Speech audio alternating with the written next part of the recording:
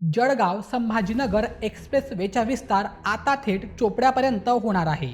यामुळे उत्तर महाराष्ट्र अगदी जलद गतीने मराठवाडा, विदर्भ आणि पश्चिम महाराष्ट्राशी सहजपणे जोडला जाणार आहे. त्यामुळे हा प्रकल्प आता जळगाव जिल्ह्यातील विकासाची नवी पहाट ठरताना दिसतोय. खानदेशच्या विकासासंबंधित नेहमीच एक प्रश्न उपस्थित केला जायचा, तो म्हणजे महाराष्ट्रात समृद्धी महामार्ग आहे, मुंबई पुणेसारखी शहरं आहेत, पण राज्याच्या अगदी कोपऱ्यात असणाऱ्या आपल्या खानदेशाला फायदा कधी होणार?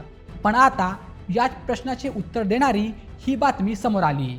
जर हा प्रस्ताव प्रत्यक्षात उतरला तर फक्त एक रस्ता तयार होणार नाही, तर त्यासोबतच खानदेशच्या आर्थिक, औद्योगिक आणि कृषी यांसारख्या भविष्याला एक मोठी आणि नवी दिशा मिळू शकते. केळी उत्पादक शेतकरी, कापूस व्यापारी, लघु उद्योग, विद्यार्थी, नोकरीसाठी स्थलांतर करणारे तरुण आणि संपूर्ण उत्तर महाराष्ट्र या सर्वांच्या आयुष्यात मोठा बदल घडवून आणणारा हा प्रकल्प नेमका आहे तरी काय?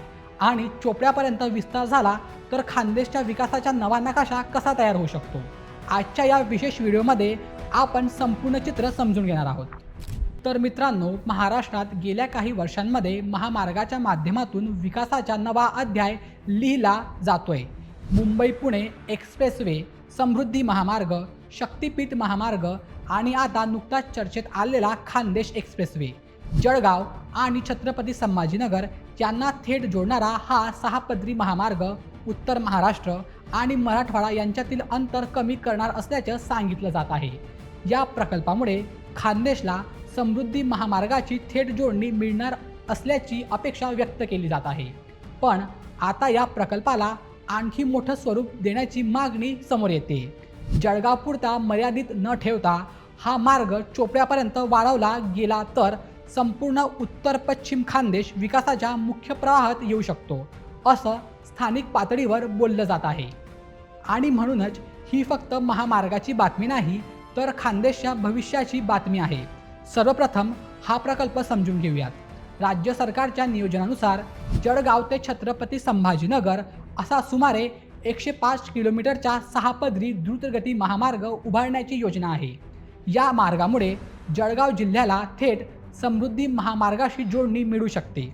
महत्त्वाची बाब म्हणजे या महामार्गाच्या प्राथमिक सर्वेक्षणाचे काम पूर्ण झाल्याची माहिती समोर आली असून धरणगाव परिसरातून सुरुवात होण्याची शक्यता व्यक्त केली जात आहे.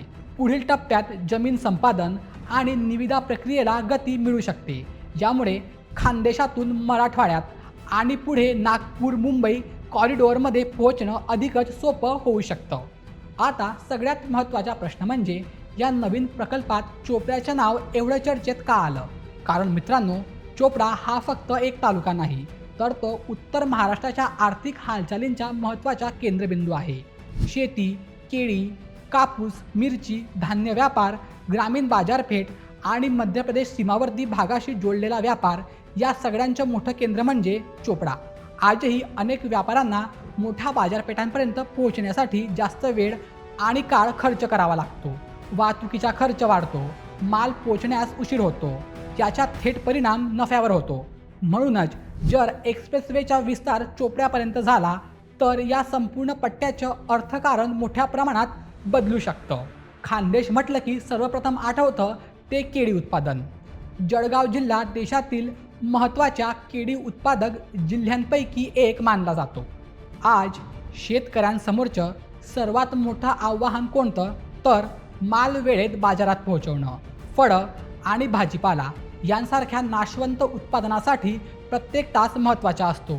जर जलद वाहतूक उपलब्ध झाली तरच मालाचा दर्जा टिकतो, वाहतुकीचा खर्च कमी होतो, नवीन बाजारपेठा खुल्या होतात, निर्यात क्षमतेत वाढ होते आणि शेतकऱ्यांच्या हातात अधिक पैसा येऊ शकतो. यामुळे हा महामार्ग फक्त कॉन्क्रीटचा रस्ता नसून कृषी अर्थव्यवस्थेला गती देण्याचा मार्ग ठरू शकतो. आता कोणताही उद्योग गुंतवणूक करताना 2 गोष्टी पाहतो. पहिली गोष्ट म्हणजे कनेक्टिव्हिटी आणि दुसरी गोष्ट म्हणजे लॉजिस्टिक्स. म्हणजे जिथे चांगला महामार्ग असतात तिथे उद्योग पटकन आकर्षित होतात, कारण मालवाहतूक स्वस्त होते, वेळ वाचतो, पुरवठा साखळी मजबूत होते. जर खानदेश एक्सप्रेसवे प्रत्यक्षात आला आणि त्याचा विस्तार वाढला तर जळगाव, धरणगाव, चोपडा आणि आसपासच्या भागात औद्योगिक गुंतवणुकीची शक्यता वाढू शकते। याचा सर्वात मोठा फायदा स्थानिक तरुणांना होऊ शकतो। खानदेशातील हजारो तरुण आजही नोकरीमुळे पुणे, मुंबई, नाशिक, संभाजीनगर किंवा गुजरातमध्ये जातात, कारण स्थानिक पातळीवर संधी मर्यादित आहेत। मात्र जिथे महामार्ग जातो, जिथे हळूहळू गोदाम येतात, लॉजिस्टिक पार्क येतात, नवे उद्योग येतात, हॉटेल्स, पेट्रोल पंप, सेवा उद्योग उभे राहतात आणि रोजगार निर्माण होतो। म्हणूनच अनेक स्थानिक नागरिक हा प्रकल्प केवळ रस्ता म्हणून पाहत नाही, तर रोजगार निर्मितीची संधी म्हणून पाहतात। या महामार्गामुळे अजिंठा परिसर आणि मराठवाडा खानदेश जोडणी अधिकच मजबूत होण्याची अपेक्षा व्यक्त होत आहे। प्रस्तावित मार्गाच्या काही भाग अजिंठा परिसरातून जाण्याची शक्यता यापूर्वी व्यक्त करण्यात आली होती। चांगली कनेक्टिव्हिटी म्हणजेच जास्त पर्यटक म्हणजे जास्त स्थानिक व्यवसाय आणि जास्त स्थानिक व्यवसाय म्हणजे अधिक रोजगार।